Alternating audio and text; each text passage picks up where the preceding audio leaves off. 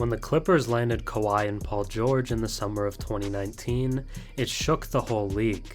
Kawhi was fresh off a title with the Toronto Raptors, and many expected him to win a title with his third team in LA. Yet 4 years later, the Clippers are still ringless.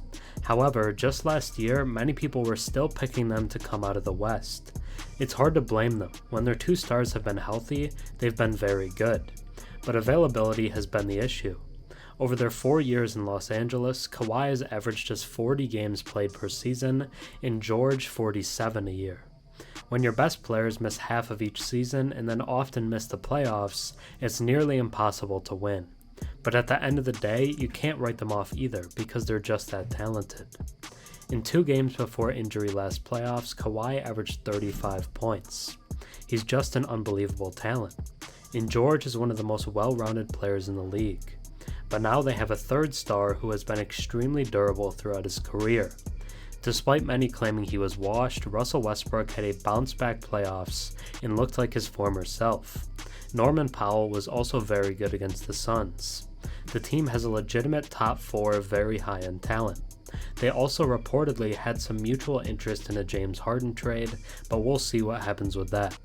A lot of people are tired of placing their hopes in the Clippers, but this might be the most talented group they have had yet. They also have safeguards in Russ and Powell to protect them from injuries to Kawhi and PG. The Los Angeles Clippers are sleepers in the Western Conference. Now let's take a deeper look at why. Before we get into the Clippers' case as contenders, if you enjoy my content and watch a few videos of mine, think about subscribing. 91% of my viewers are actually not subscribed, so if you watched me before and enjoy the content, drop a sub and comment down below. It really helps the channel. When people talk about the contenders in the West this year, they usually mention 3 teams: the Nuggets, Lakers, and Suns. However, the other Los Angeles teams shouldn't be written off so easily. I know a lot of people are tired of believing in the Clippers, just to be let down every year as the team is decimated by injuries. But they have better buffers than ever before. Now, rather than having to lean on Reggie Jackson and Marcus Morris, they can rely on Russell Westbrook and Norman Powell to step up. Because of this, I believe the Clippers can take more of a load off the 2 stars and enter the playoffs mostly healthy. This means the Clippers could be legitimate contenders once again. But that relies on the players, so let's take a look at the impact guys for the Clippers. When talking about the Clippers, you have to start with Kawhi Leonard.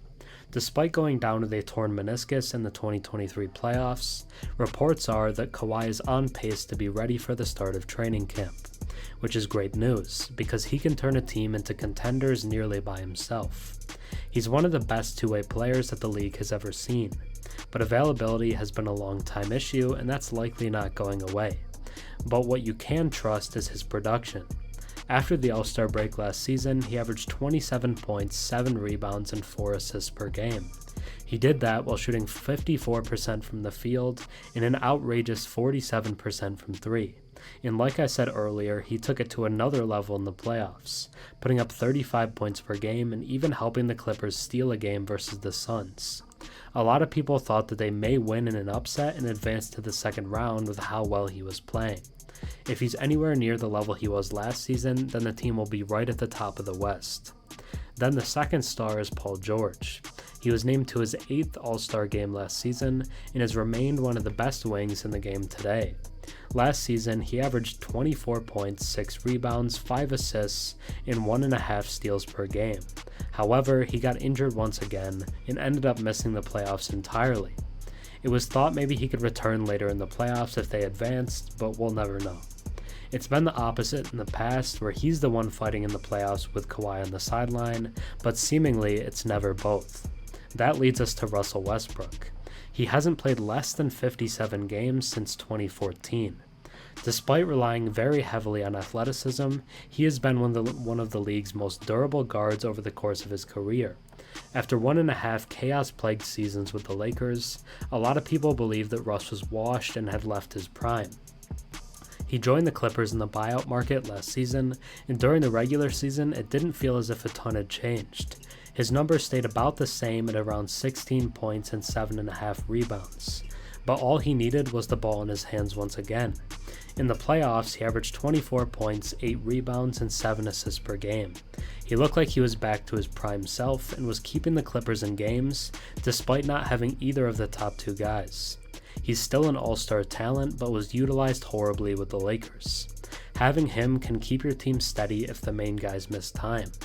Then they have another very high-level scorer in 30-year-old Norman Powell. He's been a near 20-point-per-game scorer for the past 3 seasons now.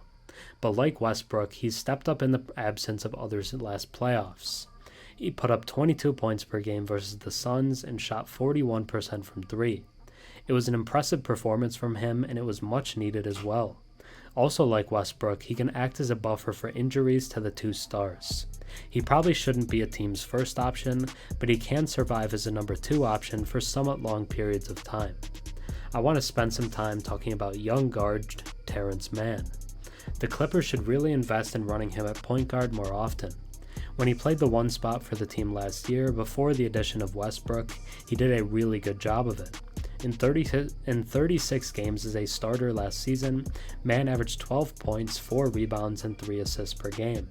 He was also extremely efficient, shooting 54% from the field and 43% from 3. He's still only 26 years old and could really break out if the team uses him correctly. I also really like the addition of KJ Martin this offseason. The team's rotation has been lacking youth and explosiveness over the past few years. Martin will catch lobs, blow by defenders, and get highlight blocks. He could really provide some needed energy to the team. He had been asking out of Houston for a while because he wanted to be on a better team and a chance at a larger role. He now has both.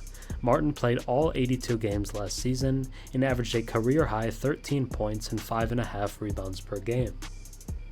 In terms of lineup, the starters should be Westbrook, Powell, George, Leonard, and Ivica Zubac. Then the second unit should be Mann, Nick Batum, Marcus Morris, Martin, and Mason Plumlee. Guys like Bones Highland, Robert Covington, and BJ Boston could get some minutes as well. So what should we expect from the Clippers in 2024? On the low end, they could finish somewhere in the play-in tournament and make the playoffs that way. It feels very unlikely they'll miss the playoffs altogether. On the high end, they could finish with a top 3 seed and enter the playoffs as one of the contenders in the West. Their ability to win it all will rely entirely on health come playoff time. But if the roster is at its best, they have enough to be champs. The Los Angeles Clippers are sleepers in the Western Conference. Thanks for watching. I'm Herm. Have a good one.